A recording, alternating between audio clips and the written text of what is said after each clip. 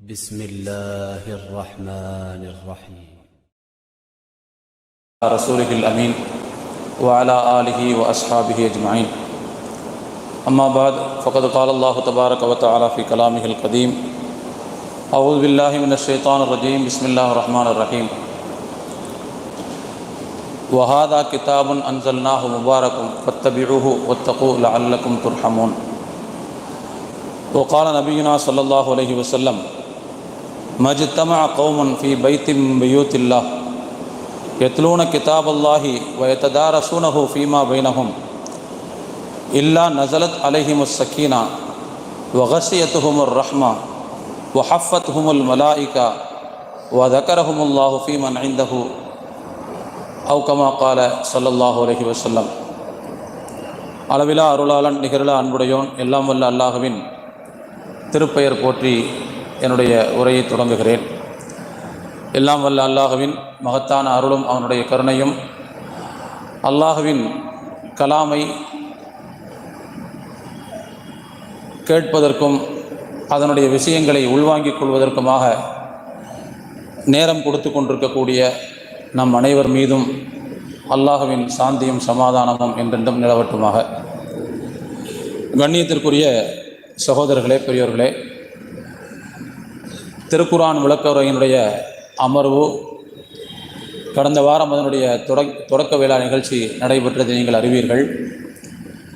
இன்ஷா அல்லாஹ் வாரந்தோறும் ஞாயிற்றுக்கிழமை தோறும் நம்முடைய மக்காப்பள்ளி வாசலிலே அதனுடைய பாரம்பரியமான இந்த தஃப்சீர் நிகழ்ச்சி தொடர்ந்து நடைபெறும்.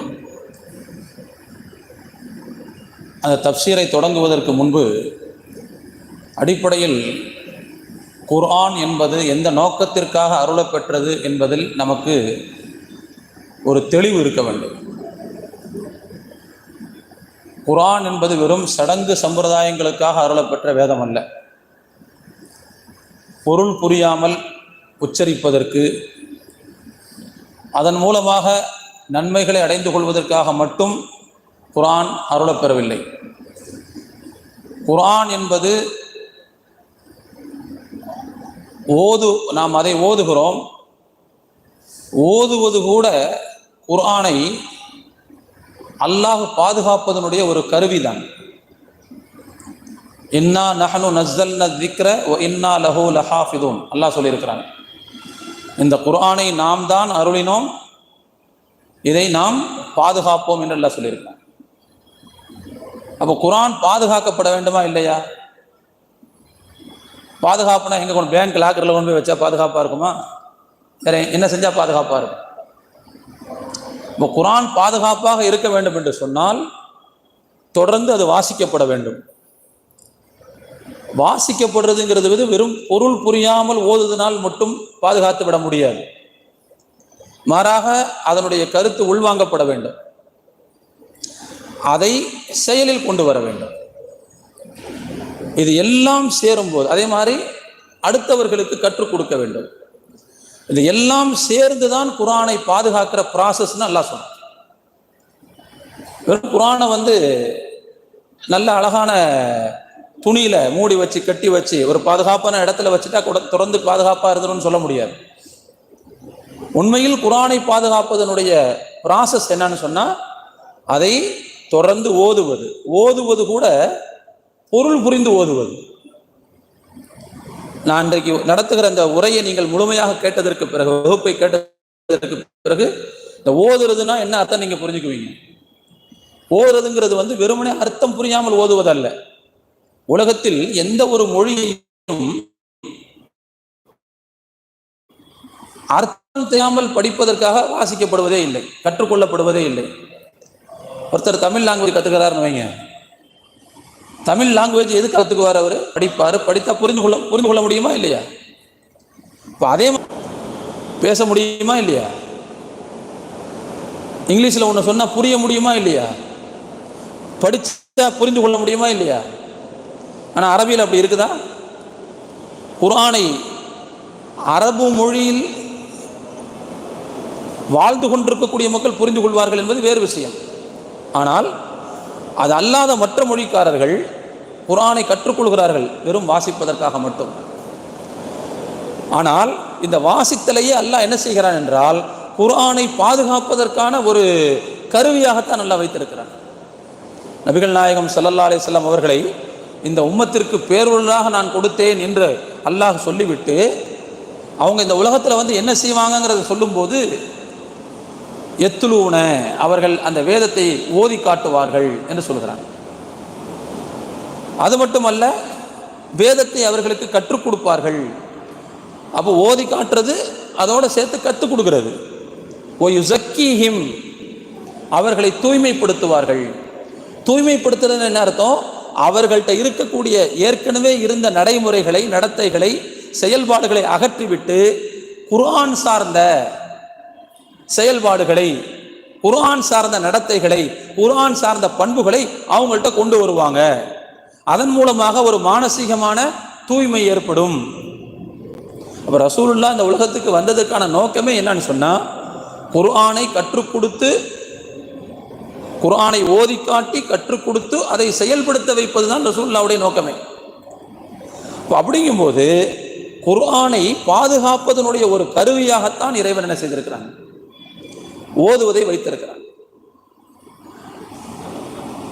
அந்த வகையில் குர்ஆனை ஒருவர் கற்றுக்கொள்வதற்காக நேரம் கொடுக்கும்போது, அதற்காக வேண்டி அவர் முயற்சி எடுக்கும்போது, அந்த முயற்சி அல்லாஹுவால் மிகப்பெரிய அங்கீகாரத்தை பெறுகிறது.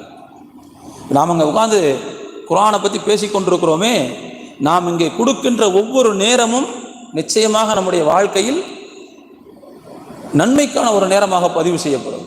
எப்போ அப்படின்னு சொன்னால், நாம் அங்கே எதை கேட்குறோமோ அதை நாம் நம்முடைய வாழ்க்கையில் பின்பற்ற வேண்டும் என்கின்ற நிலைமைக்கு வரும்போது, வெறும் அறிவை மாத்திரம் பெறுவது என்பது தகவல்களுடைய கிடங்குகளாக நாம் இருப்போம், அவ்வளவுதான். தகவல் கிடங்கு. ஆனால் அந்த கிடைச்ச அந்த தகவல் பயனுள்ளதுங்கிறது எப்போ ப்ரூஃப் ஆகும் அப்படின்னா, அதை நாம் செயல்படுத்தும் போது ப்ரூஃப் ஆகும். அல்லாஹ்வுடைய வேதத்தை கற்றுக்கொள்வதற்கு, அதை உள்வாங்குவதற்கு நாம் கொடுக்கக்கூடிய நேரம் என்பது உண்மையிலேயே மகத்தான ஒரு நேரம். நபிகள் நாயகம் ஸல்லல்லாஹு அலைஹி வஸல்லம் அவர்கள் ஒரு ஹதீஸ்ல சொல்றாங்க, மஜ்தமஅ கௌமுன் ஃபீ பைத்தின் மின் புயூத்தில்லாஹி யத்லூன கிதாபல்லாஹி வ யததாரஸூனஹு ஃபீமா பைனஹும்.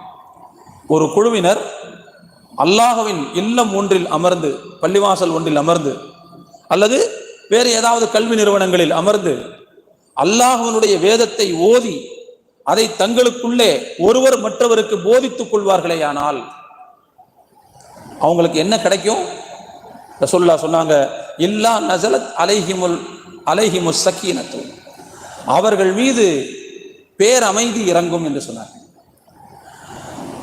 வகஷியத்துஹுமுர் ரஹ்மா, இறையருள் அவர்களை மூடிக்கொள்ளும், அவர்களை போர்த்தி கொள்ளும். வஹஃபத்துஹுமுல் மலாயிகத்து, வானவர்கள் அவர்களை சூழ்ந்து கொண்டு நிற்பார்கள். வதக்கரஹுமுல்லாஹு ஃபீமன் இந்தஹு, தன்னிடத்தில் உள்ள வானவர்களிடத்தில் அல்லாஹ் இந்த மக்களை பற்றி சிலாகித்து பேசுவான். நபிகள் நாயகம் ஸல்லல்லாஹு அலைஹி வஸல்லம் சொன்னார். அல்லாஹ்வுடைய வேதத்தை ஓதி அதை கற்றுக்கொள்வதற்காக ஒருவர் நேரம் கொடுப்பாரையானால் அவருக்கு 4 பலன்கள் கிடைக்கும் என்று ரசூலுல்லாஹ் சொல்றாங்க. அதுல முதலாவது பலன் என்னன்னு சொன்னா, அவர்கள் மீது பேரமைதி இறங்கும் என்று சொன்னார். அமைதி இறங்குறதுன்னா என்ன அர்த்தம்? வாய் பேசாம அப்படியே உட்கார்ந்து இருக்கிறதுன்னு அர்த்தமா? அமைதிங்கிறதுக்கு என்ன அர்த்தம் அப்படின்னா, குர்ஆனுடைய ஒளியினால் ஏற்கனவே நம்முடைய உள்ளுக்குள்ள மண்டி கிடக்கக்கூடிய அந்த இருள்கள் அகற்றப்படுகின்றன. குர்ஆனுடைய ஒளி உள்ளே பாய்ச்சப்படுகிற போது ஏற்கனவே மண்டி கிடக்கக்கூடிய இருள் அது அகற்றப்படுகிறது. அதனால் உள்ளத்தில் ஏற்படக்கூடிய ஒரு தூய்மை, அதன் விளைவாக ஒரு பேரமைதியை மனிதன் செய்வான், நிச்சயமாக உணர்வான். அந்த அமைதி வந்ததற்கு பிறகு அவனுடைய நடத்தைகளில் நடுக்கம் இருக்காது, கலக்கம் இருக்காது, அதிர்வு இருக்காது, சந்தேகம் இருக்காது.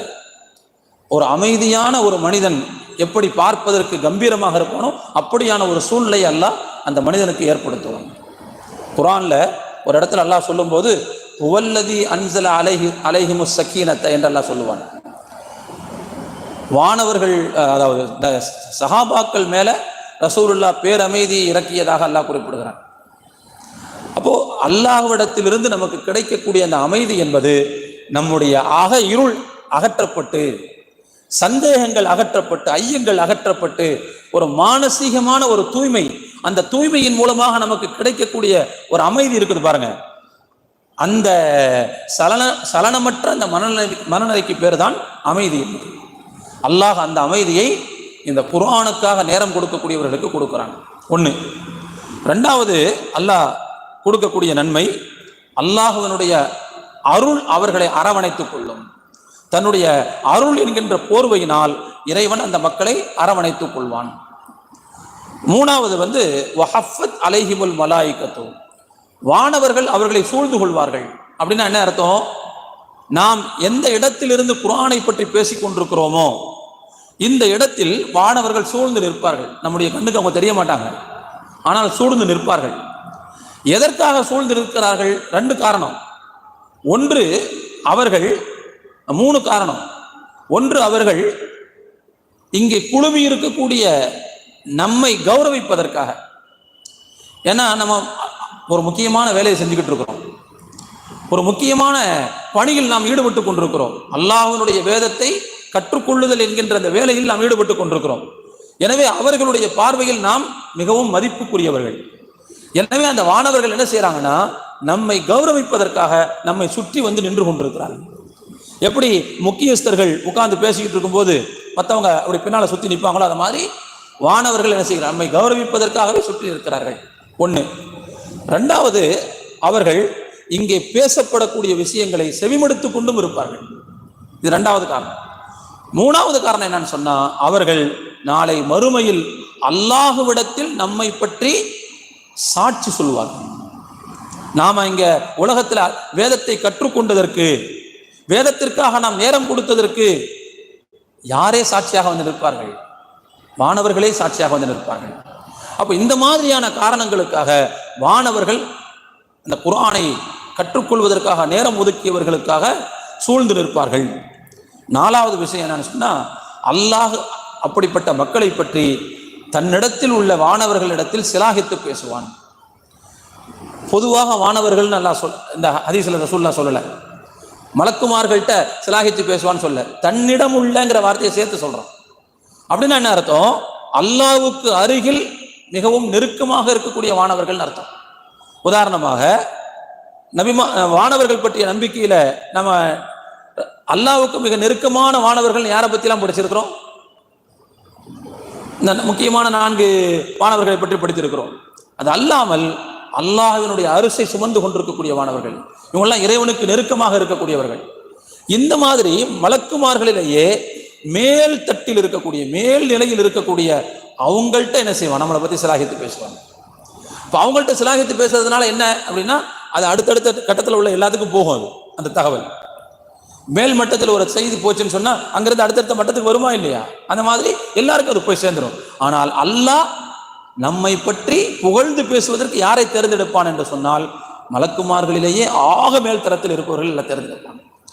ஆக இத்தகைய 4 நன்மைகளை அல்லாஹ் என்ன செய்கிறான்? குர்ஆனுக்காக நேரம் கொடுப்பவர்களுக்கு தருகிறான். குர்ஆனுக்கு நேரம் கொடுக்கறதுனா வெறும் ஓதுறது மட்டுமல்ல, நல்லா புரிஞ்சுக்கிறணும். வயத்ததாரசூனஹு பைனஹும், தங்களுக்கிடையில் ஒருவர் மற்றவருக்கு அதை கற்றுக் கொடுக்கக்கூடிய பணியில் யார் ஈடுபடுகிறார்களோ, அப்போ குர்ஆனுடைய போதனைகளில் ஈடுபடக்கூடிய மக்கள் என்று நாம் புரிந்து கொள்ள வேண்டும். அந்த வகையில குர்ஆனுக்காக அதை புரிந்து கொள்வதற்காக நேரம் கொடுக்கக்கூடிய நாமெல்லாம் ரொம்ப கொடுத்து வைத்தவர்கள் அப்படிங்கிறத புரிந்து கொள்ள வேண்டும். ஒன்று. அடுத்து, உலகத்தில் எத்தனையோ வேதங்கள் இருக்கின்றன, நிறைய வேதங்கள் இருக்கின்றன. அந்த வேதங்களுக்கு மத்தியில் குர்ஆனுடைய தனிச்சிறப்பு என்ன தெரியுமா? அதனுடைய பெயர் தான் தனிச்சிறப்பு. அதனுடைய பெயர் தனிச்சிறப்பு. அந்த பெயரை, அதனுடைய பொருளை உள்வாங்கினாலே குர்ஆன் என்பது வெறும் வாசிப்பதற்கு மட்டுமல்ல, வாழ்வதற்கும் என்பதை நாம் புரிந்து கொள்ளலாம். உலகத்தில் எத்தனையோ வேதங்கள் இருக்கின்றன. வேதம்ங்கிற சொல் இருக்குது பாருங்க, வேதம். அது கூட வேத் அப்படின்னு சொல்லக்கூடிய சமஸ்கிருத வாரத்திலிருந்து வந்தது தான். அது வித்துங்கிற சொல்ல இருந்து வந்தது. அது வித்யான்னு சொல்றாங்கல்ல, அந்த வித்துங்கிற வார்த்தையிலிருந்து தான் வேதம்ங்கிறதே வந்திருக்கு. அந்த வித்துங்கிற சொல்லுக்கு என்ன பொருள்? சமஸ்கிருத சொல்லுக்கு என்ன பொருள் அப்படின்னா அறிவுன்னு அர்த்தம். அதிலிருந்து வந்த வேதம் அப்படிங்கிறதுக்கு உயர்வான அறிவு அப்படின்ற அர்த்தம் சொல்றாங்க. உயர்வான அறிவுன்னு அர்த்தம் சொல்லக்கூடிய அந்த சமஸ்கிருதத்தை போற்றக்கூடிய அந்த மேல்தட்டு மக்கள் தான் வேதத்தை கீழ்நிலை மக்கள் படிக்கக்கூடாதுன்னு வச்சிருக்கான்.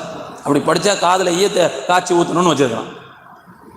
அறிவுன்னு சொல்றான். அறிவுன்னா எல்லா மனிதர்களுக்கும் வேணுமா இல்லையா? அது எங்களுக்கு மட்டும்தான் அந்த அறிவு, மற்ற யாருக்கும் கிடையாது அப்படிங்கிற கொள்கை இருக்குதா இல்லையா? அந்த வகையில பார்க்கும்போது வேதம் என்பது எல்லோரிடத்திலும் போய் சேர்ந்து விடக்கூடாது அப்படிங்கிற கண்ணோட்டம் உள்ள மக்களாக அந்த மக்கள் இருப்பதை பார்க்கிறோம். ஒண்ணு. இது அல்லாமல் வேதத்துக்கு நிறைய பேர் இருக்கிறது. தமிழ்ல மறைன்னு கூட ஒரு வார்த்தை சொல்லுவாங்க. மறை. கவிக்கோ சொல்லுவாரு, மறை அப்படிங்கிற வார்த்தையை வேதத்துக்கு சொல்றது அவ்வளவு பொருத்தம் இல்லைம்பார். ஏன்னா அதுல மறைத்தல்னு ஒரு அர்த்தம் இருக்குது. அப்ப வேதம் என்பது மறைக்கப்பட வேண்டியதுன்னு அர்த்தம் வந்துடும், எல்லாருக்கும் போதிக்கப்பட வேண்டியதுன்னு அர்த்தம் வராது. அப்ப எனவே அந்த அர்த்தத்தை சொல்லாம இருக்கிறது நல்லதுன்னு சொல்லுவார். அப்ப இந்த மாதிரி பல பொருள்கள் அதற்கு இருக்கின்ற ஒரு சந்தர்ப்பத்தில் இஸ்லாத்தினுடைய வேதத்திற்கு என்ன பெயர்? குர்ஆன் என்று பெயர். குர்ஆனுங்கிற சொல்லுக்கு என்ன அர்த்தம் அப்படின்னா மக்ரூ அப்படின்னு அர்த்தம். மக்ரூ அதுக்கு ஓதப்பட வேண்டியது, வாசிக்கப்பட வேண்டியது, புரிந்து கொள்ளப்பட வேண்டியது அப்படின்னு பொருள் இருக்கு. அப்போ ஒரு வேதம் தன்னுடைய பெயரிலேயே என்ன சுமந்து கொண்டிருக்கிறதுன்னு சொன்னா, இது சும்மா வெறும் பொருள் புரியாம உச்சரிப்பதற்காக கிடையாது. இதை வாசிக்கணும், உள்வாங்கணும், இதை புரிந்து கொள்ள வேண்டும் அப்படிங்கிறத தன்னுடைய பெயராக சுமந்து கொண்டு நிற்கக்கூடிய இந்த குர்ஆன் என்பது உலகத்தில் உள்ள மற்ற வேதங்களிலிருந்து தன்னுடைய பெயரால் தனிச்சிறப்பை பெற்ற ஒரு வேதம். அப்ப இதை கூட நாம கவனிக்கும் போது குர்ஆனுக்காக, அதை கற்றுக்கொள்வதற்காக நேரம் ஒதுக்க வேண்டும் என்பதை இந்த பேர் நமக்கு என்ன சுட்டி காட்டுகிறது.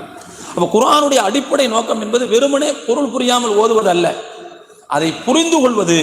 அதுதான் அடிப்படையான நோக்கம் அப்படிங்கிறத இதிலிருந்தும் நாம் புரிந்து கொள்ளலாம். மூணாவது, குர்ஆனை கற்றுக்கொள்வதில் நபித்தோழர்கள், அவர்களுக்கு பின்னால் வந்த தாபிகள், மற்ற அறிஞர்கள் அவங்க எப்படி செயல்பட்டாங்கிறத பாருங்க. அதிலிருந்தும் நாம் என்ன செய்யலாம்னா, குர்ஆன் என்பது புரிந்து கொள்ளப்படுவதற்கானது அப்படிங்கிறத நம்ம என்ன செய்யலாம், தெளிவாக விளங்கலாம். ஹஜ்ரத் உமர் ரலியல்லாஹு அன்ஹு அவர்களை பற்றி ஒரு செய்தி வரும். அவங்களுடைய மகனார் அப்துல்லா பின் உமர் ரலியல்லாஹு அன்ஹு அவர்கள் அறிவிப்பார்கள், என்னுடைய தந்தை உமர் ரலியல்லாஹு அன்ஹு அவர்கள் சூரத்துல் பக்ராவை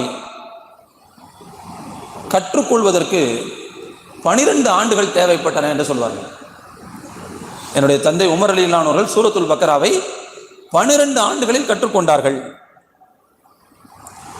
அந்த சூரத்துல் பக்ராவை அவர்கள் கற்று முடித்ததற்கு பிறகு அல்லாஹ்வுக்கு நன்றி செலுத்துவதற்காக அவர்கள் ஒரு ஒட்டகத்தை அறுத்து விருந்து கொடுத்தார்கள் அப்படின்னு பார்க்கணும். ஒட்டகத்தை அறுத்து என்ன செஞ்சாங்க, மக்களுக்கு அந்த கறியை அன்பளிப்பாக கொடுத்தாங்க. சரி, இது உமர் ரலியல்லாஹு அவங்களை பற்றி வருது. இப்னு உமர் ரலியல்லாஹு அவர்களை பற்றி ஒரு செய்தி வருது, முவத்தா மாலிக்ல பதிவாக இருக்கிறது. அவர்கள் இதே சூரத்துல் பக்ராவை கற்றுக்கொள்வதற்கு 8 ஆண்டுகள் எடுத்துக்கொண்டார்கள். சூரத்துல் பக்ராங்கிறது குர்ஆன்ல எவ்வளவு இருக்கும்? அநேகமாக 2.5 ஜுஸ், 2.5க்கு கொஞ்சம் கம்மியா இருக்கும், 2.5 ஜுஸ்ன்னு வச்சுக்கோங்க. இன்னைக்கு நல்ல ஓத தெரிஞ்ச ஒரு பிள்ளைகிட்ட கூப்பிட்டு அந்த 2.5 ஜுஸை ஓதி முடிக்க சொன்னீங்கன்னா அதிகபட்சமாக ஒரு 50 நிமிஷத்தில் ஓதி முடித்து விடுவார்கள். கொஞ்சம் கிராத்தா ஓதனா, நல்ல ராகமா ஓதனா கூட ஒரு 1 மணி நேரம், 1.25 மணி நேரத்தில் ஓதி முடிச்சிடலாங்க. அந்த அளவுக்கு தான் இருக்குது, 2.5 ஜுஸ் தான். ஆனால் அதை நாங்கள் கற்றுக்கொள்வதற்கு ஒரு சஹாபி இப்னு உமர் ரலியல்லாஹு அவர்களுக்கு 8 வருஷம் பிடிக்குது, இன்னொருத்தவங்களுக்கு அவங்களுடைய தகப்பனாருக்கு 12 வருஷம் தேவைப்படுது. அப்படின்னா அந்த அளவுக்கு இவங்கெல்லாம் லாஸ்ட் பெஞ்ச் ஸ்டூடெண்டா, அந்த அளவுக்கு விவரம் பத்தாத ஆட்களா? இதை கற்றுக்கொண்டதுக்கு 12 வருஷம் ஏன் தேவைப்படுது? அவங்களுக்கு அந்த அளவுக்கு அந்த புரிதல் தன்மை குறைபாடு இருந்துச்சா, புரிதல் குறைபாடு இருந்துச்சா அப்படின்னு பார்த்தோம்னா, அரபுகளை விட நினைவாற்றல் மிக்கவர்கள் வேறு யாரும் கிடையாது. அதனாலதான் இறுதி வேதமாகிய குர்ஆனை சுமப்பதற்கு அல்லாஹ் அரபுகளை தேர்ந்தெடுத்தார். அரபுகளுடைய நினைவாற்றல் என்பது அபாரமான நினைவாற்றல், சாதாரண நினைவாற்றல் கிடையாது. எந்த அளவுக்கு பெரிய நினைவாற்றல் அப்படின்னு சொல்லி சொன்னீங்கன்னா, நபி ஸல்லல்லாஹு அலைஹி வஸல்லம் அவங்க சஹாபாக்கள்கிட்ட சொன்னாங்க, என்னுடைய ஹதீஸை நீங்கள் எழுதி வைத்துக் கொள்ளாதீர்கள்னு சொன்னாங்க. என்னுடைய ஹதீஸை நீங்கள் எழுதி வைத்துக் கொள்ளாதீர்கள் அப்படின்னாங்க. யாராவது ஒருத்தர் நான் சொல்கிறத நீங்கள் மனசில் வச்சுக்காதீங்க அப்படின்னு சொல்லுவாங்களா? என் விஷயத்தை குறிப்பிடுத்துங்கன்னு தானே சொல்லுவாங்க. சும்மா உட்காந்து தலையாட்டதை விட நீங்கள் குறிப்பிடுத்துட்டீங்கன்னு இன்னும் சந்தோஷப்படுவேனா? இப்போ எல்லாருமே என்ன நினைப்பாங்கன்னா, நான் பேசப்படுகின்ற விஷயத்தை இந்த உலகம் உற்று கவனிக்க வேண்டும், அதை எழுதி வைத்துக் கொள்ள வேண்டும், அதை பதிவு செய்து கொள்ள வேண்டும் என்றுதான் எல்லோரும் விரும்புவார்கள். ஆனால் ரசூலுல்லாஹ் சஹாபாக்கள்கிட்ட என்ன சொல்கிறாங்கன்னா, நான் சொல்லக்கூடிய ஹதீஸ்களை யாரும் எழுதாதீங்க, குர்ஆனை தவிர வேறு எதையும் நீங்கள் எழுதி வைத்திருந்தால் அதை அழித்து விடுங்கள்னு ரசூலுல்லாஹ் சொல்கிறாங்க. அப்போ நீங்கள் எதைத்தான் எழுதி வைக்கணும்னா குர்ஆனை தான் எழுதி வைக்கணும் அப்படின்னு சொன்னாங்க. ஏன் ரசூலுல்லாஹ் அப்படி சொன்னாங்க அப்படின்னா, அன்றைக்கு குர்ஆன் கொஞ்சம் கொஞ்சமாக இறங்கி கொண்டே இருந்தது. ரசூலுல்லாஹ்வுக்கு குர்ஆனுடைய வசனங்கள் இறங்கின உடனே சஹாபாக்களை கூப்பிட்டு இன்னைக்கு இந்த வசனம் இறங்கியிருக்குன்னு சொல்லிடுவாங்க. உடனே பக்கத்தில் இருக்கக்கூடிய பதிவு செய்யக்கூடிய சஹாபாக்கள் அந்த குர்ஆனுடைய வசனங்களை பதிவு செய்து வைத்துக் கொள்வார்கள். இப்படி பதிவு செய்து வைத்துக் கொள்ளும் போது குர்ஆன் இல்லாமல் ரசூலுல்லாஹ் அவங்களாக சில செய்திகளை சொல்லும் போது, ஹதீஸா கூட இருக்கலாம், அதையும் அந்த குர்ஆனோட இதை சேர்த்து எழுதி வச்சா என்ன ஆயிரும்? குர்ஆனும் குர்ஆன் அல்லாத ஹதீஸாகவே இருக்கட்டுமே, குர்ஆனும் ஹதீஸும் கலந்துரும். குர்ஆனுக்கென்று ஒரு தனி அந்தஸ்து இருக்கிறது, ஹதீஸுக்குன்னு அதுக்கு அடுத்த தரம் தான் இருக்குது. நீங்க தொழுகையில குர்ஆனை தான் ஓத முடியும், ஹதீஸை ஓத முடியாது. ரெண்டுமே வஹீயிலிருந்து தான் வந்துச்சு. பெருமானார் ஸல்லல்லாஹு அலைஹி வஸல்லம் அவர்கள் வஹீயைத்தான் பேசுவார்கள், அதுவும் வஹீதான், குர்ஆனும் வஹீதான். ஆனால் ரெண்டுக்கும் இடையில் வித்தியாசம் என்ன இருக்குதுன்னு சொன்னா, குர்ஆன் என்பது ஓதப்படக்கூடிய வஹி, ஹதீஸ் என்பது ஓதப்படக்கூடிய வஹி அல்ல. அதனால தான் ஹதீஸ் என்ன செய்ய முடியாது, தொழுகையில ஓத முடியாது. அல்ஹம்து சூராவுக்கு பதிலாக ஒரு 2 ஹதீஸை ஒருத்தர் வாசிச்சுட்டு தொழுதுட்டு அப்படி வாசிச்சாருன்னு தொழுகக்கூடிய நம்ம கூடாது. ஏன்னா ரெண்டுக்கு இடையில் உள்ள வித்தியாசம் அதுதான். நான் இதுக்கு என்ன எதுக்காக அந்த செய்தியை சொல்ல வரேன் அப்படின்னு சொன்னா, அப்போ குர்ஆனை பதிவு செய்து கொண்டிருக்கக்கூடிய காலகட்டத்தில் அந்த இடத்துல ஹதீஸையும் சேர்த்து எழுதி வச்சாங்கன்னு வைங்க, குர்ஆனும் ஹதீஸும் என்ன செஞ்சிடும், குழம்பி போயிடும், ரெண்டும் கலந்துரும். அதனால ரசூலுல்லாஹ் பயந்துகிட்டு என்ன செஞ்சாங்கன்னா, நான் சொல்ற ஹதீஸுகளை எழுதாதீங்க, குர்ஆனை மட்டும் எழுதி வைங்கன்னு சொன்னாங்க. இது குறிப்பிட்ட காலத்திற்கு ரசூலுல்லாஹ் சொன்ன விஷயம், எல்லா காலத்துக்கும் கிடையாது. சரி, அப்படின்னா நான் சொன்னதை எழுதி வைக்க வேணான்னு சொல்ல, அப்ப மறந்து போயிருங்கன்னு ரசூலுல்லாஹ் சொன்னாங்களா? அதை இந்த காதுல வாங்கி இந்த காதுல விட்டுருங்கன்னு சொன்னாங்களா?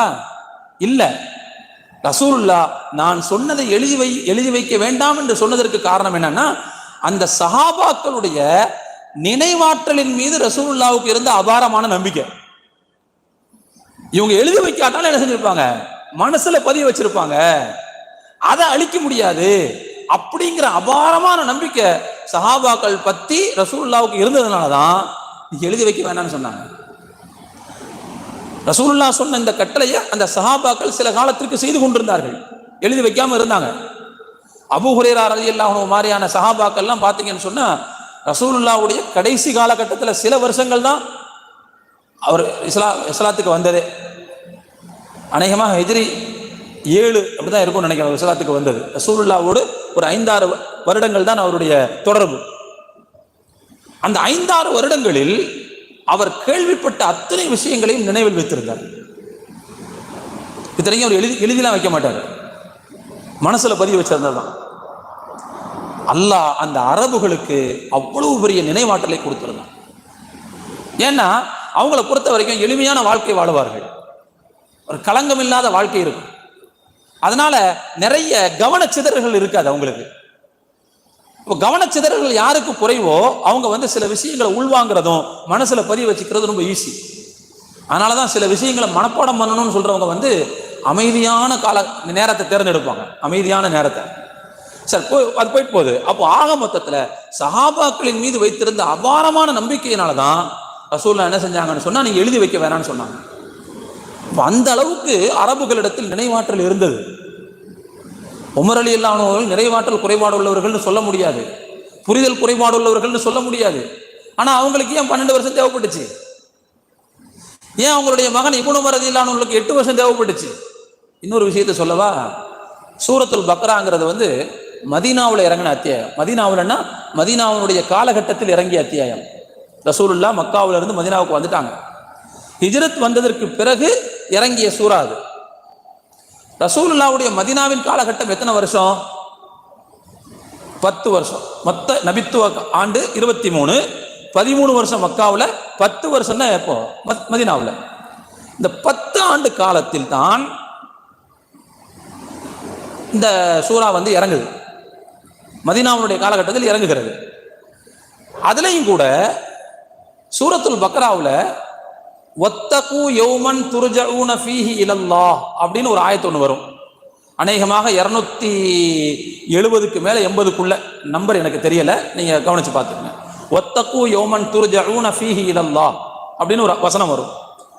இந்த வசனம் ரசூலுல்லாஹ் ஹஜ்ஜி செய்யும் போது மினாவில் இருந்தாங்கல்ல, அப்போ இறங்குச்சு. ரசூலுல்லாஹ் எப்போ ஹஜ்ஜி செஞ்சாங்க? ஹிஜ்ரி 10ஆம் ஆண்டு.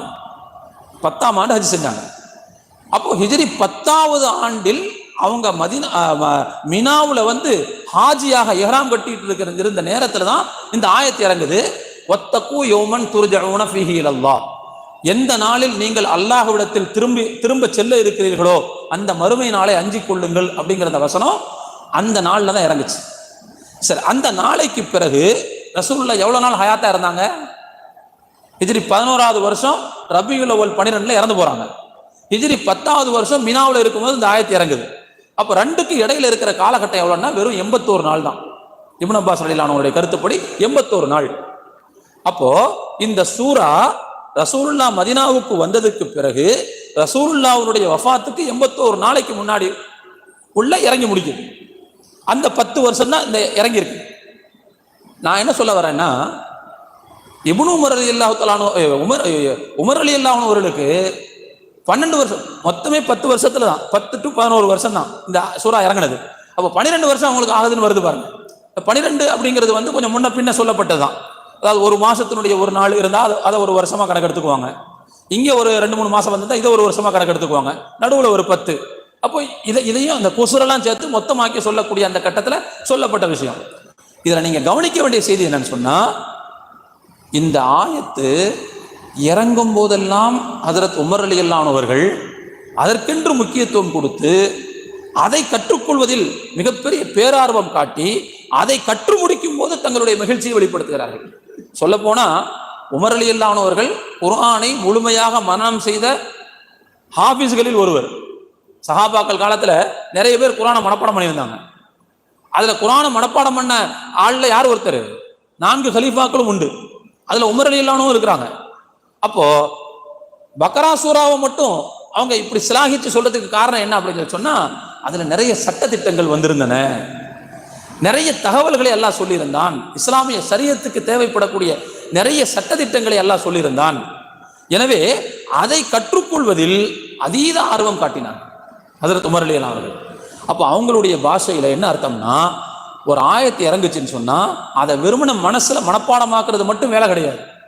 அதை மனப்பாடமாக்கி அதில் சொல்லப்படக்கூடிய கருத்துக்களை புரிந்து கொண்டு அதில் என்னென்ன அமல் இருக்குங்கிறத பார்த்து அந்த அமலையெல்லாம் செய்யறதுக்கு ட்ரைனிங் எடுத்ததுக்கு பிறகுதான் ஒரு ஆயத்தை கத்துக்கிட்டதாக அர்த்தம். நம்மளாம் ஒரு ஆயத்தை ஓத தெரிஞ்சுக்கிட்டா நம்ம கத்துக்கிட்டோம்னு சொல்லிடுவோம். ஆனா அவங்கள்ட்ட அப்படி கிடையாது. குர்ஆனை ஓதி அதை மனனமிட்டு அதில் வரக்கூடிய கருத்துக்களை எல்லாம் புரிந்து கொண்டு அதை செயல்படுத்தி பிராக்டிஸ் எடுத்ததுக்கு பிறகுதான் ஒரு ஆயத்தை கத்துக்கிட்டாங்கன்னு அர்த்தம். இப்படி கட்டு முடிப்பதற்கு 10 வருஷம் கூட ஆகும். அந்த ஒரு சூறாவுக்கே 10 வருஷம் ஆயிருக்கும் உங்களுக்கு. அதனாலதான் சஹாபாக்கள் மட்டும் ரசூலுல்லாஹி ஸல்லல்லாஹு அலைஹி வஸல்லம் அவங்கள்ட்ட வந்து இல்மையும் அமலையும் சேர்த்துத்தான் படித்தார்கள். வெறும் இல்மை மட்டும் படிக்கல, ஏட்டு சுரக்காயை மட்டும் என்ன செய்யல, ரசூலுல்லாஹ்ட்ட படிக்கல. மாறாக குர்ஆனுடைய வசனங்களை அதனுடைய கருத்துக்களை கற்றுக்கொள்வார்கள், அதோடு சேர்த்து அமலையும் சேர்த்து கற்றுக்கொண்டார்கள்.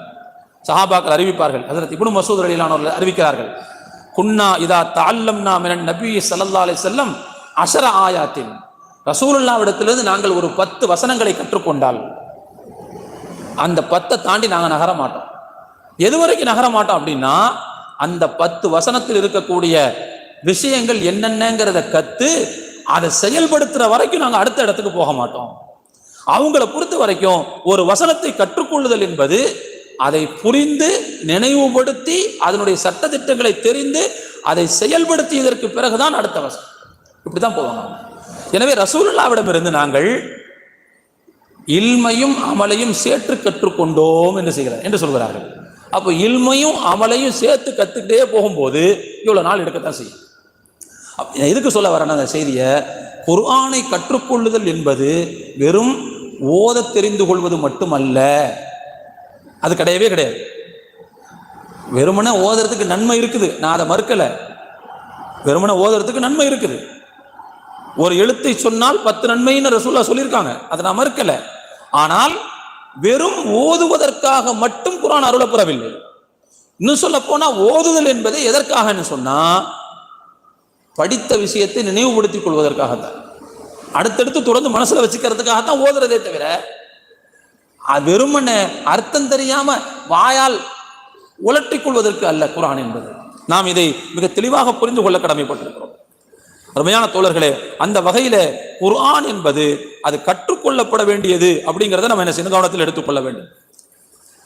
இன்னொரு விஷயம், குர்ஆன் என்பது தௌராத் இறங்கின மாதிரி ஒட்டுமொத்தமா ஒன்றும் வரல. குர்ஆன் எப்படி இறங்குச்சு? 23 ஆண்டு காலத்தில் இறங்கியது மொத்தம். அதுல ஒரு 6 மாசம் ரசூலுல்லாஹ்வுக்கு கனவுல வஹி வந்துச்சு. அந்த 6 மாசத்தை தவிர்த்துட்டு பாக்கி நபி ஸல்லல்லாஹு அலைஹி வஸல்லம் அவர்களுடைய ஆயுசுல 22 வருஷம் குர்ஆன் இறங்குச்சு. 22 வருஷம். அப்படின்னா குர்ஆன் என்பது ஒட்டுமொத்தமாக ஒரே நேரத்தில் அருளப்பெறவில்லை. பிரிச்சு தான் அல்லாஹ் என்ன செஞ்ச இறக்கணும். ஏன் பிரிச்சு இறக்கணும்? கொஞ்சம் கொஞ்சமா ஏன் இறக்கணும் அப்படின்னா, இந்த சமூகத்துக்கு வேதத்தை கற்பதற்கான அவகாசத்தை கொடுத்து செயல்படுத்துவதற்கான வாய்ப்பை ஏற்படுத்தி ஒவ்வொரு விஷயத்தை நடக்க வச்சு ஒரு பிரச்சனையை உருவாக்கி அதுக்கு தீர்வாக ஒரு ஆயத்து. அப்படின்னா அந்த பிரச்சனைக்கு இந்த ஆயத்துல அமல் இருக்குதுன்னு அர்த்தம், சட்டம் இருக்குதுன்னு அர்த்தம், வழிகாட்டல் இருக்குதுன்னு அர்த்தம். இப்படி அவங்களுடைய வாழ்க்கையில் அதை செயல்படுத்த வச்சு தான் அல்லாஹ் என்ன செஞ்சான், குர்ஆனை கொஞ்சம் கொஞ்சமா இறக்கிக்கிட்டே போனான்.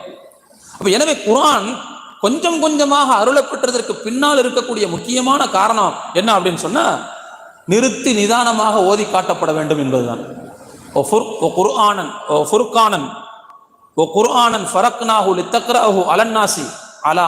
அல்லாஹ் சொல்கிறான், நாம் இந்த குர்ஆனை கொஞ்சம் கொஞ்சமாக பிரித்து கொடுத்தோம். எதற்காக என்றால், நபியே நீங்கள் அந்த மக்களுக்கு அவ்வப்போது நிறுத்தி நிதானமாக ஓதி காட்ட வேண்டும் என்பதற்காக, படித்து கொடுக்க வேண்டும் என்பதற்காக அப்படின்னு நல்லா சொன்னான். அதே மாதிரி மார்க்க சட்டங்கள் இருக்குது பாருங்க, ஒரே அடியா மொத்தமா சட்டத்தை சொன்னோம்னா மனிதர்கள் ஏற்றுக்கொள்ள மாட்டார்கள். அது ரொம்ப பாரமாக தோன்றும். புதுசாக ஒரு காலேஜில் சேர்ந்துருக்கோன்னு வைங்களேன், நீங்கள் காலேஜ் பிள்ளைங்க நிறைய இருக்கிறதா சொல்கிறேன். ஒரு காலேஜில் சேர்ந்துருக்கோன்னு வைங்களேன், அவங்களுடைய ரூல்ஸ் அண்ட் ரெகுலேஷனை வந்து டே ஒன்லேயே சொல்ல மாட்டாங்க, ஒவ்வொரு நாளைக்கு ஒன்று ஒன்றா சொல்லுவாங்க. ஆனால் சட்டத்திட்டங்களை பொறுத்த வரைக்கும் அது ரொம்ப பாரமானதாக இருக்கும். அதை கொஞ்சம் கொஞ்சமாகத்தான் சொல்ல வேண்டும். அந்த வகையில் சன்னமாக மார்க்க சட்டத்தை கொடுக்க வேண்டும் என்கின்ற நோக்கமும் குர்ஆன் பிரித்து இறக்கப்பட்டதற்கு பின்னால் இருக்க மிக முக்கியமான காரணம். நீங்கள் நல்லா கவனிச்சு பாருங்களேன், இந்த மது தடை இருக்குது பாருங்க, மது தடை. இந்த மது தடையினுடைய வசனம் எப்படி வந்துச்சு? 100% மது விலக்கப்பட்டது அப்படிங்கிறது ஒரே நேரத்தில் வந்துச்சா? இல்லை. ஏன்னா அந்த மக்கள் மதுவுக்கு அடிமைப்பட்டிருந்த மக்கள், அதில் ஊறி திளைத்து போயிருந்த மக்கள். அவங்க அதிலிருந்து பிரித்து எடுக்கிறதுங்கிறது வந்து சாதாரணமான விஷயம் கிடையாது. சாதாரணமாக இன்னைக்கே மதுவுக்கு அடிமையானவர்களை அதிலிருந்து மீட்டெடுப்பது என்பது உடனடியாக நடக்காது. கொஞ்சம் கொஞ்சமாக தான் என்ன செய்ய முடியும், எடுத்துட்டு வரணும். ஏன்னா நிறைய போதைக்கு அடிமைப்பட்டவர்கள் திடீர்னு அதை பயன்படுத்துறதை நிறுத்தினாங்கன்னா அவங்க கைகாலெலாம் ஆட ஆரம்பிச்சிடும், வேறு விதமான விளைவுகளை உங்களுக்கு ஏற்படுத்தும். அப்படி என்ன செய்யக்கூடாது, நிறுத்தக்கூடாது. இன்றைக்குள்ள மருத்துவர்கள் அதைத்தான் சொல்கிறார், கொஞ்சம் கொஞ்சமாக தான் நிறுத்தணுங்கிறாங்க.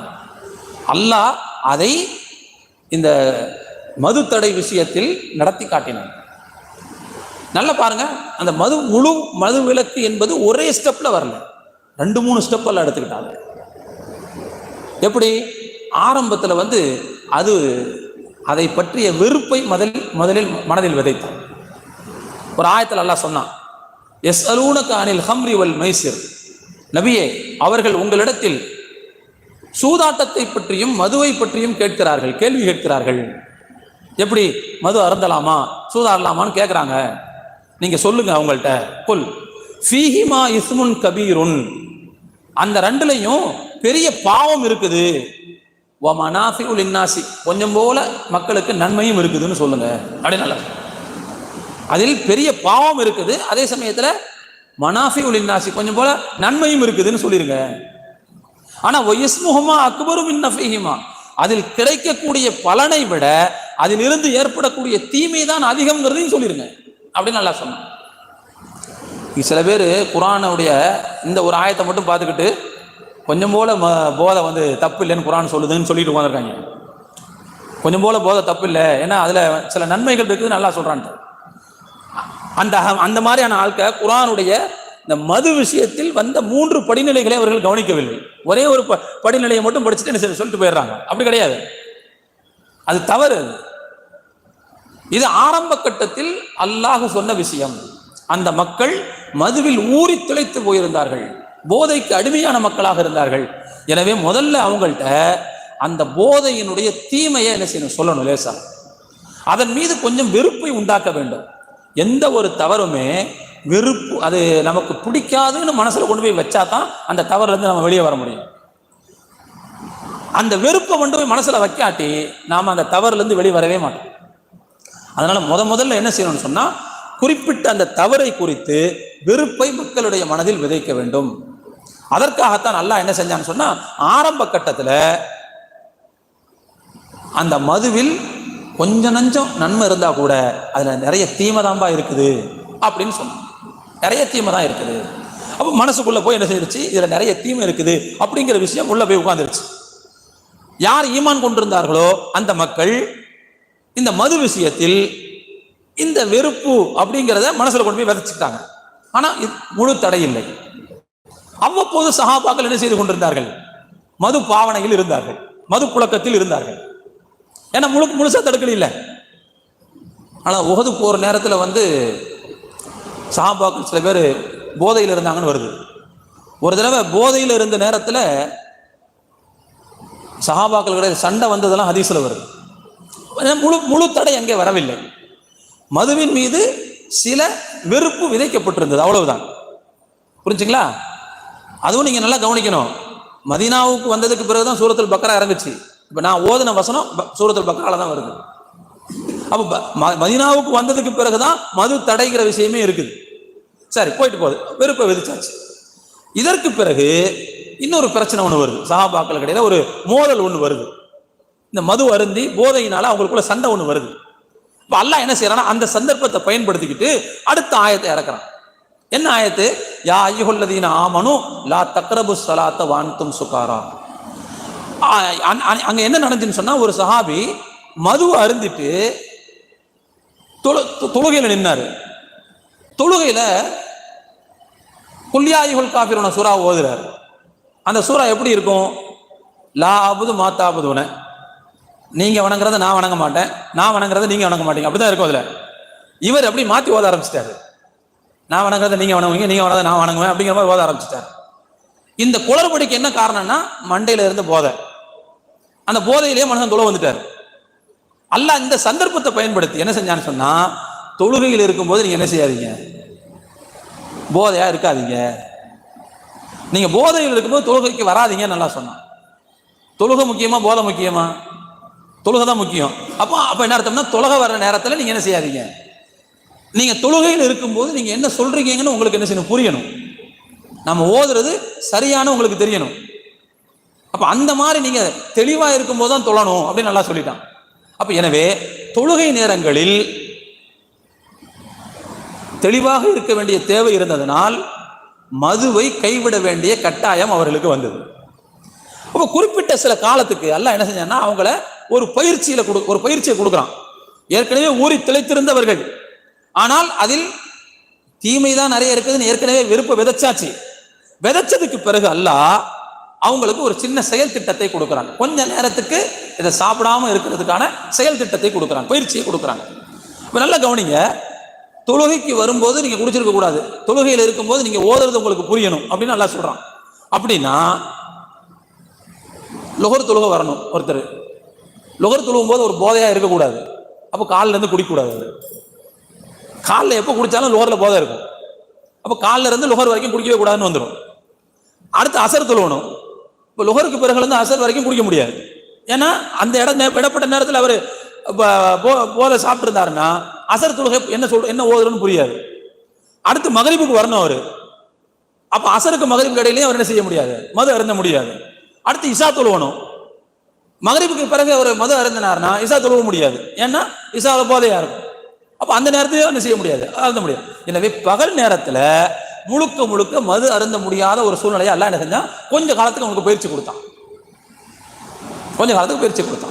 அப்போ வெறுப்பை விதைச்சாச்சு, அது தடைங்கிறத கொஞ்சம் என்ன செஞ்சாச்சு, அவங்களுக்கு பழக்கியாச்சு. இப்போ அந்த சஹாபாக்கள் சில பேருக்கு இடையில ஒரு ஒரு ஒரு தகராறு ஒன்று வருது. அது போதையில தான் அந்த தகராறு வந்துச்சு. அந்த சந்தர்ப்பத்தை அல்லாஹ் கையில் எடுத்துக்கிட்டு அந்த நேரத்தில் என்ன செஞ்சான்னு சொன்னா முழு மது விலக்கினுடைய அந்த தடையை சொன்னான். யா அய்யுஹல்லதீன ஆமனு இன்னமல் ஹம்ரு வல் மைஸ்ரு வல் அன்சாபு வல் அஸ்லாமு ரிஜ்சும் மின் அமலி ஷைத்தான். மது, சூது, விக்கிரகங்கள், பலிபீடங்கள், அதே மாதிரி குறிபார்க்கும் அம்புகள், இது எல்லாமே ரிஜிஸ், அசுத்தமானவை. மின் அமலி ஷைத்தானுடைய நடவடிக்கை.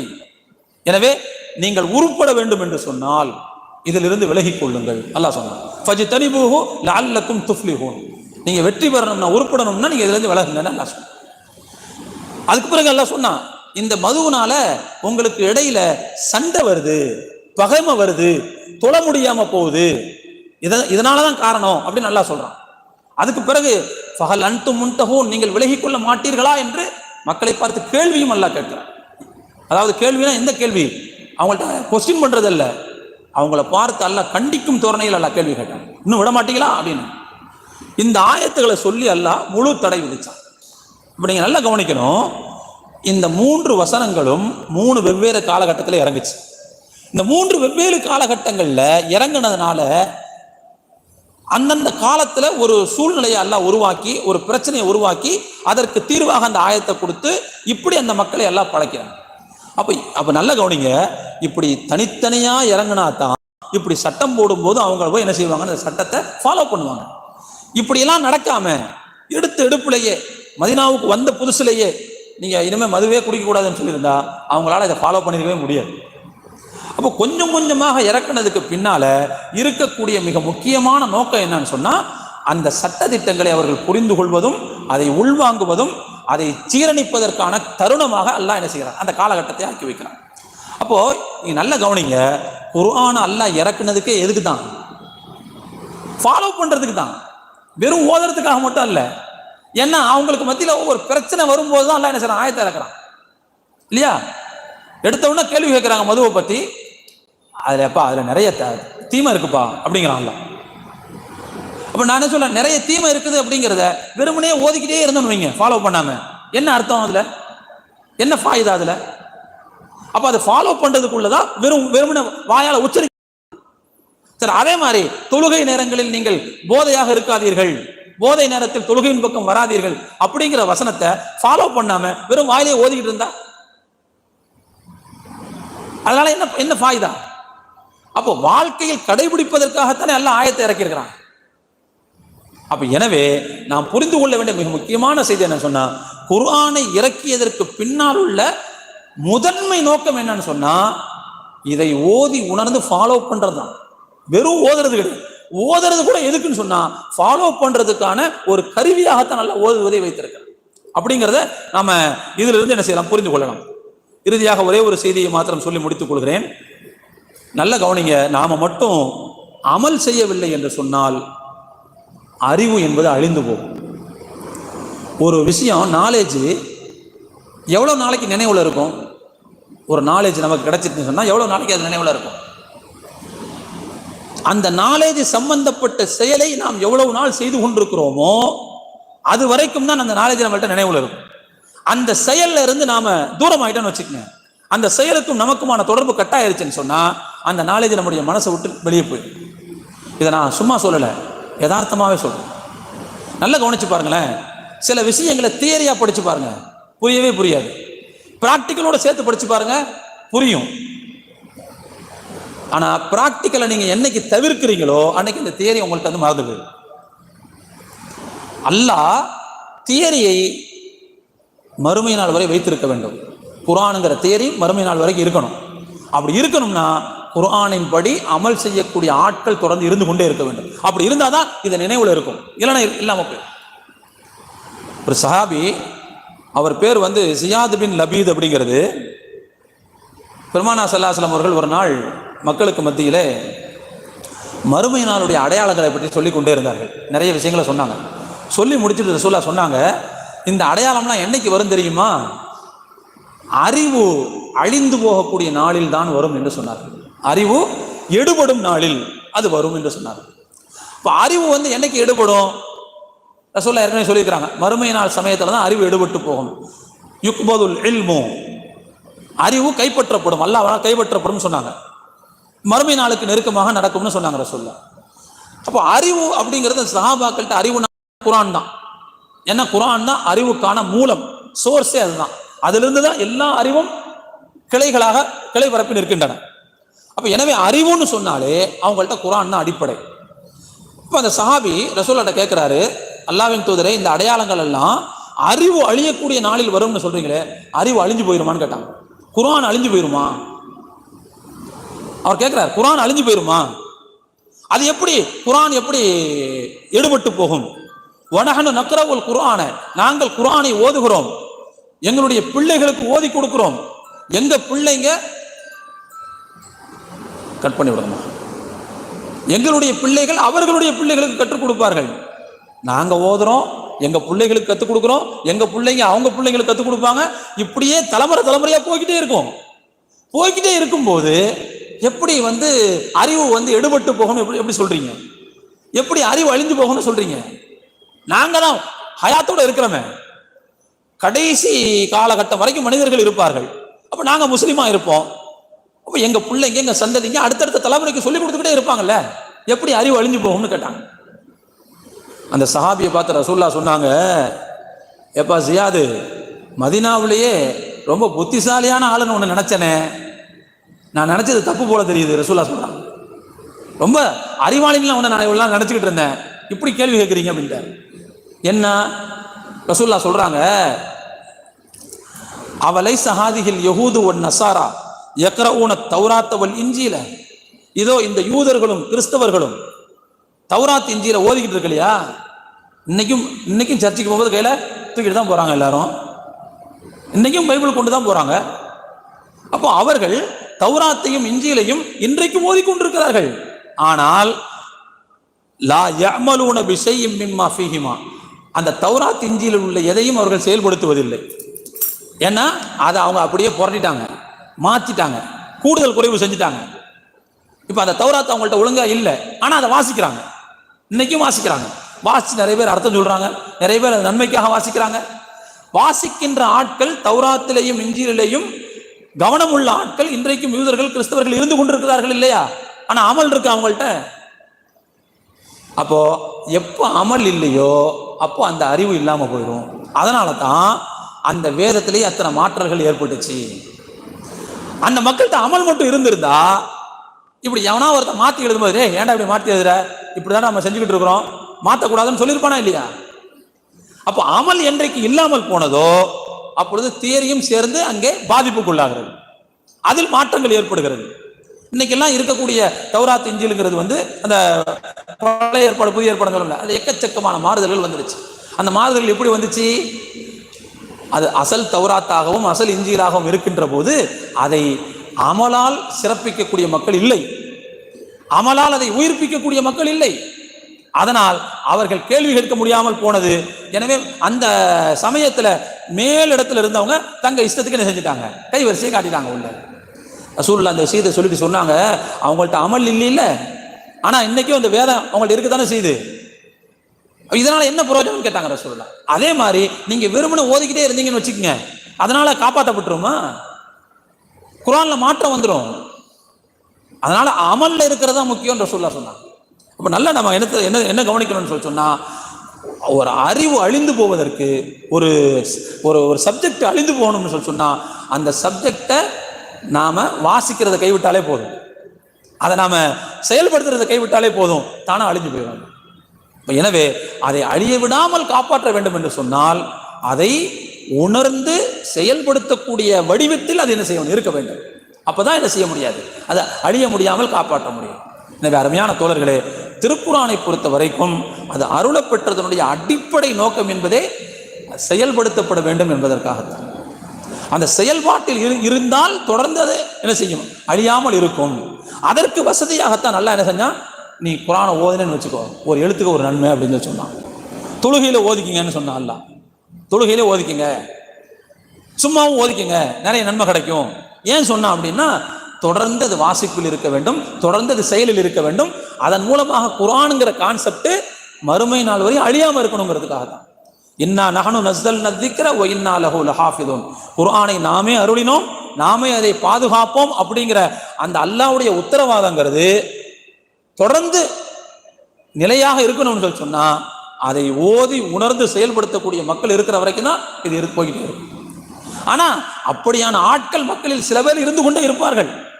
அவர்களில் ஒருவராக நாமும் இருந்து விட்டால் எவ்வளவு சிறப்புங்கிறத நாம் இந்த இடத்துல சுட்டி காட்ட வேண்டிய, புரிந்து கொள்ள வேண்டிய மிக முக்கியமான விஷயம்.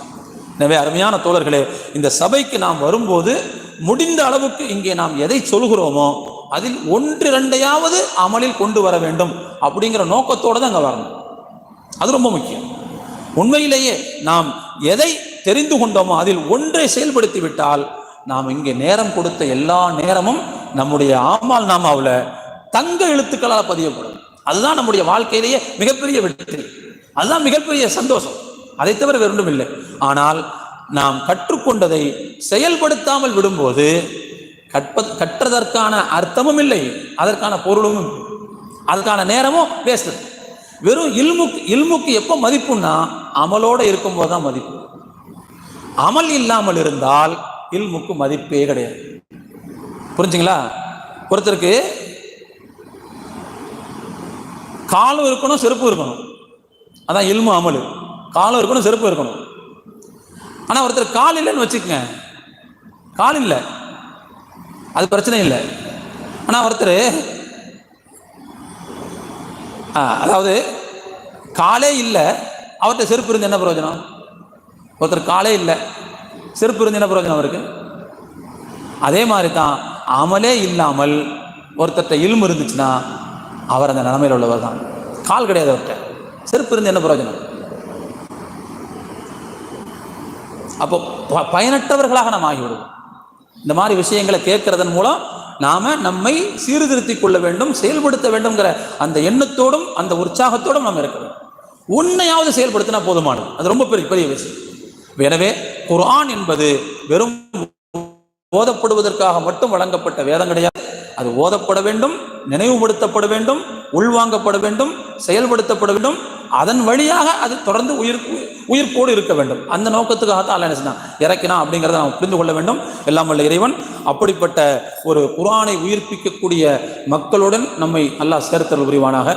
அதற்கான சூழ்நிலையை அல்லாஹ் நமக்கு எளிதாக்கி தந்தல் புரிவானாக. வாஹிர் தாவானா அனில் ஹம்துலில்லாஹி ரப்பில் ஆலமீன். அஸ்ஸலாமு அலைக்கும் வரஹ்மத்துல்லாஹி வபரகாத்துஹு.